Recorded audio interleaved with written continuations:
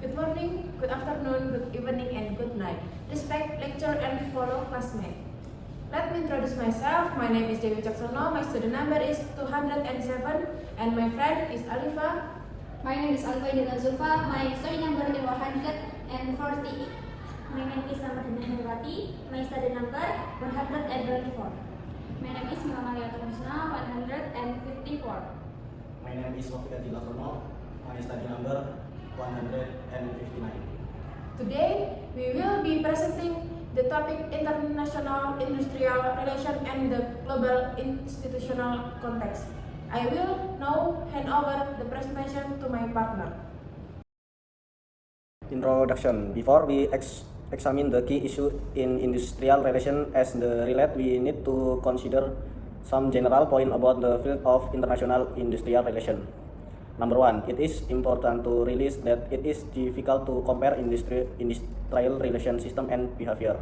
Number two, it is very important to recognize in the international industrial relation field to no industrial relation system can be understood without an appreciation of its historical origin.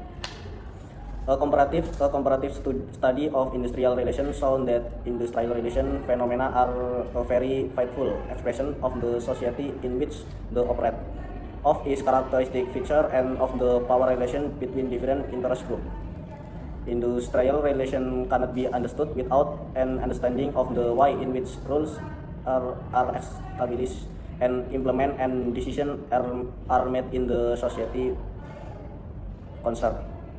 Jadi pada slide ini yaitu kita mengkaji isu-isu utama dalam hubungan industrial yang berkaitan dengan perusahaan multinasional. Jadi pada hubungan industrial kita perlu mempertimbangkan beberapa poin. Yang pertama yaitu ada penting untuk disadari bahwa sulit untuk membandingkan sistem dan perilaku. Dan yang kedua yaitu sangat penting untuk menyadari dalam bidang hubungan industrial internasional bahwa tidak ada sistem hubungan industri yang dapat dipahami tanpa apresiasi terhadap asal-usul historisnya. Faktor underlying historical difference in trade union. Poole has identified several factors that may underlie historical difference. Number one, model of technology and industrial organization at critical stage of union development. Number two, method of government union regulation. Number three, ideological division within the trade union movement. 4. Influence of religious organization on trade union development. 5. Managerial strategies for labor relation in large corporation. Jadi pada slide ini yaitu menjelaskan faktor-faktor yang mendasari perbedaan historis dalam serikat pekerja. Poole telah mengidentifikasi beberapa faktor yang mungkin mendasari perbedaan historis, yaitu yang pertama ada model teknologi dan organisasi industri. Yang kedua ada metode regulasi serikat pekerja pemerintah. Ketiga, perpecahan ideologis dalam gerakan serikat pekerja.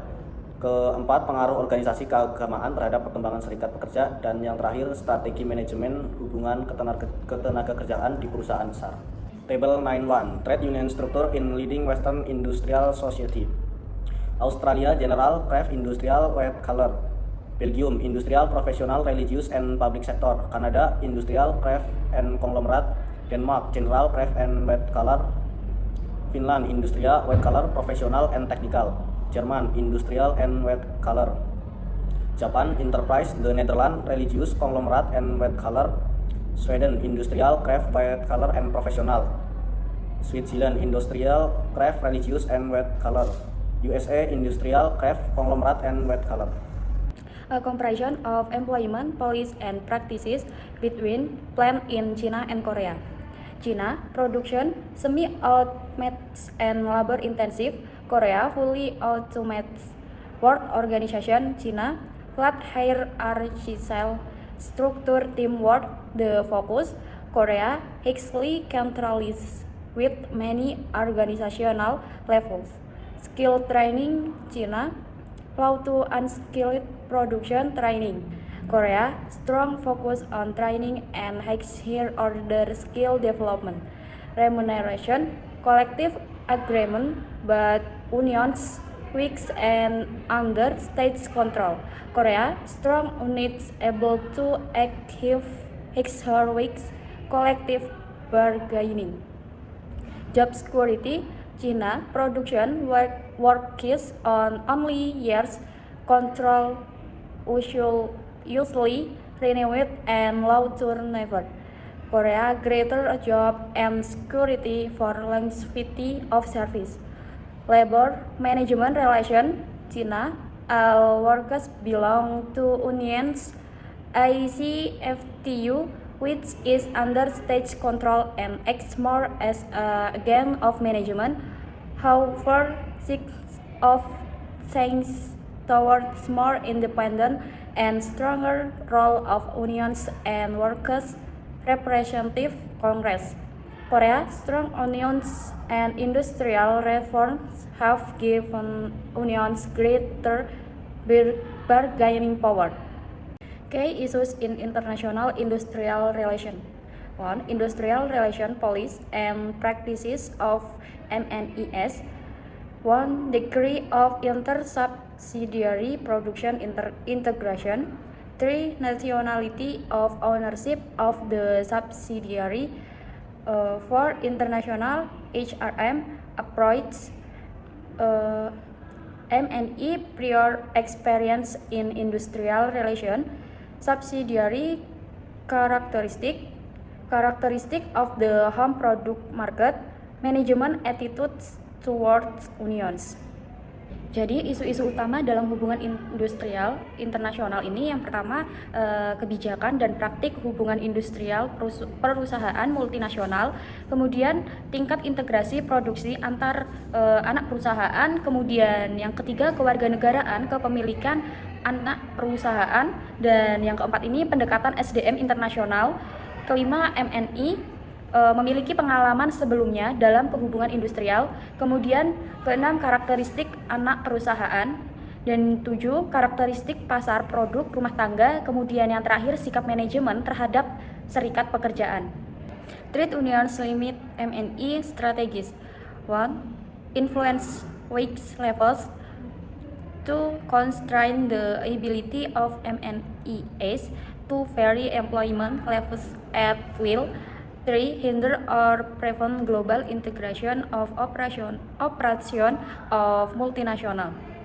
Jadi, serikat pekerjaan membatasi strategi MNE. Yang pertama, mempengaruhi tingkat upah. Kemudian yang kedua, membatasi kemampuan perusahaan multinasional untuk mengubah tingkat ketenaga kerjaan sesuai dengan keinginannya. Kemudian yang terakhir, menghambat atau mencegah integrasi global perusahaan multinasional. Trade union concares about multinational enterprise. Multinational enterprise, 1. Have confidentable financial research. 2. Have alternative sources of supply.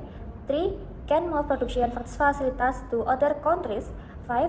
Have a remote locus of authority. 5. Have production facilities in many industries. 6. Have superior knowledge and expertise in industrial relation. 7. Have the capacity to stake an investment stake. Jadi di slide ini serikat pekerja khawatir terhadap multinational enterprise karena kekuatan mereka melemahkan posisi buruh. Multinational enterprise punya dana besar, pasokan alternatif, dan bisa dipindahkan produksi jika ada konflik. Struktur mereka tersebar luas, menyulitkan koordinasi aksi buruh. Mereka juga ahli menghadapi tuntutan dan bisa menekan lewat pemenahanan investasi. 4. Trade union response. 1. From international trade secretariat. 2. Lobbying for restrictive national legislation. 3. Regulation of multinational enterprise by international organization. 5. Corporate campaign and mobilization. Jadi di slide ini, serikat pekerja menanggapi dominasi multinational enterprise dengan membentuk ITS untuk kerjasama internasional. Mereka melobi pemerintah agar membuat regulasi nasional yang membatasi kekuatan multinational enterprise. Juga mendorong aturan dari organisasi internasional seperti ILO dan OECD. Selain itu, dilakukan kampanye global untuk membangun tekanan publik terhadap perusahaan. International Trade Secretariat want to achieve transformational bargain by 1. Research and information. 2. Selling company converse. 3. Establishing company councils. 5. Company with union management discuss. 5. Coordinate begin. The have me with limited success, the results for which non-group attribute to 1. The generally good works and working condition offered by multinational. 2. Strong resistance for multinational from management. 3. Conflict with the labor movement, differing laws and customers in the industrial relation field. Jadi di slide ini, ITS memperkuat posisi tawar serikat pekerja lewat riset, konversi, dan perundingan bersama. Mereka mendorong dialog dan membentuk dewan buruh di perusahaan multinasional. Keberhasilannya terbatas karena upah multinasional enterprise cukup baik dan manajemen menolak intervensi. Konflik internal serta perbedaan hukum dan budaya juga jadi hambatan besar. Europa Union Regional Integration 1. Disclosure of Information and Europa Works Councils 2. The issues of social dumping that firms would occur in those member states that have lower labor costs, relatively low social security to gain a competitive advantage. Jadi di materi ini Uni Eropa mendorong transparansi melalui pengungkapan informasi dan Dewan Pekerja Eropa. Namun muncul masalah dumping sosial saat perusahaan pindah ke negara dengan biaya tenaga kerja rendah. Hal ini dilakukan demi keunggulan kompetitif, tapi dapat merugikan pekerja di negara dengan standar ketenagakerjaan yang lebih tinggi. HRM related to global code of conduct may include: number 1, drawing up and reviewing codes of conduct. Number 2, conducting cost-benefit analysis to oversee employee and relevant alliance partners' compliance. Number 3, championing the need to train employee and alliance partner in the code of conduct. Number 4, checking that performance and rewards include compliance to codes of conduct. Peran HRM dalam kode etik global dan organisasi non-profit dalam konteks IHRM. Dalam konteks global, peran HRM sangat penting untuk menjaga etika organisasi. Ini dilakukan melalui penyusunan dan peninjauan kode etik, serta memastikan semua pihak yang terlibat, baik karyawan maupun mitra kerja, memahami dan mematuhi standar tersebut. Selain itu, sistem penghargaan juga perlu mempertimbangkan kepatuhan sebagai bagian dari indikator kerja. Non-government organization. Number 1, the activity of environmental groups such as Greenpeace highlight how these organizations have also become internationalized. They then have two national managers in various countries and variation. Number 2, agencies such as the RED may utilize different organizational structure and have members who may internalize to a great degree the shared value and belief. Due to the nature of the organization, mission and activities that may be found in a for-profit multinational. Van Wyk identifies non-profit organizations have been largely ignored in EHRM research, possibly because EHRM reflects the traditional management ethos of effectiveness and efficiency rather than the non-profit ethos of values-driven, charitable, and philanthropic ideals. Peran organisasi non-pemerintah. Organisasi seperti Greenpeace menunjukkan bahwa LSM juga telah menginternasionalisasi operasional mereka meskipun dengan struktur manajemen yang beragam. Palang Merah misalnya memiliki anggota yang sangat menginternalisasi nilai dan tujuan organisasi, bahkan lebih kuat daripada perusahaan komersial. Hal ini menunjukkan bahwa struktur dan nilai-nilai LSM sangat berbeda dan unik. Managing HR in offshoring countries. The concept of offshoring and its strategic importance. Number 1, offshoring is an increasingly common term used to describe the outsourcing of business activities. Number 2, contemporary offshoring, also known as service offshoring, reflects the emergence of a global economy based on a service and knowledge and epitomized by the concept of the call center.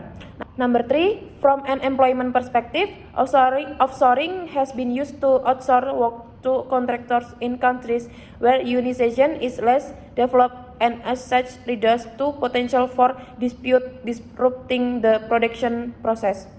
Mengelola HR di negara offshoring. Offshoring adalah istilah yang makin sering digunakan untuk menggambarkan praktik outsourcing kegiatan bisnis ke negara lain. Strategi ini menjadi penting karena memungkinkan perusahaan mengurangi biaya dan meningkatkan efisiensi. Dengan kata lain, perusahaan memindahkan sebagian proses bisnisnya ke luar negeri, contohnya ke India atau Malaysia, untuk memanfaatkan keunggulan biaya atau keahlian tenaga kerja. Offshoring modern. Offshoring masa kini sering disebut sebagai service offshoring, yaitu pemindahan layanan berbasis pengetahuan seperti IT, keuangan atau call center ke negara lain. Ini mencerminkan ekonomi global modern yang tidak hanya bergantung pada produksi barang, tetapi juga juga pada layanan. Perspektif HRM terhadap offshoring. Dari perspektif HR, salah satu alasan perusahaan melakukan offshoring adalah untuk menghindari kompleksitas hubungan industrial terutama di negara dengan serikat pekerja yang kuat. Negara-negara dengan serikat buruh yang kurang berkembang dianggap lebih mudah untuk mengelola tenaga kerja tanpa gangguan pemogokan atau tuntutan besar. Offshoring nation. Negara-negara offshoring terpopuler data dari GSLI tahun 2023. Seperti dapat kita lihat data dari Global Service Location Index tahun 2023 yang dirilis oleh Statista, India menempati posisi tertinggi sebagai negara tujuan offshoring. Karena faktor penentunya adalah daya tarik finansial, ketersediaan dan keterampilan tenaga kerja, serta lingkungan bisnis. Indonesia juga termasuk dalam daftar dengan skor tinggi pada daya tarik finansial, menunjukkan potensi besar sebagai tujuan investasi offshoring. Starting with India, each year approximately 3.1 million graduates join the workforce, and around 20% of the population speaking English, making India an attractive offshoring destination. However, there are major HR challenges such as high annual turnover rates ranging from 20% to 18%. There is also a shortage of skilled labor, particularly in middle management roles. These factors threaten the cost advantage of offshoring to India. Additionally, companies face issues such as employee dissatisfaction, stress, conflict, and reported cases of sexual and racial harassment. Looking at table 9.4, we can see the ranking of offshoring destinations from the perspective of German company. The ranking is based on 4 weighted factors: cost and business environment as 35%, risk profile and 20%, and infrastructure quality and 10%. The top 3 most attractive countries are the Czech Republic, Hungary, and Poland, with India and ranking 4th. Interestingly, Germany itself in the 5th place, followed by Malaysia and China in the 6th and 7th spot. Despite having large labor pools, countries like India and China are ranking lower due to the internal HR and management challenge. Okay, big thanks for sticking with us today. Apologies if we made any slip-ups along the way. We are from Group 5, signing off now. Stay cool and stay happy. Thank you for watching. Salam dan bahagia.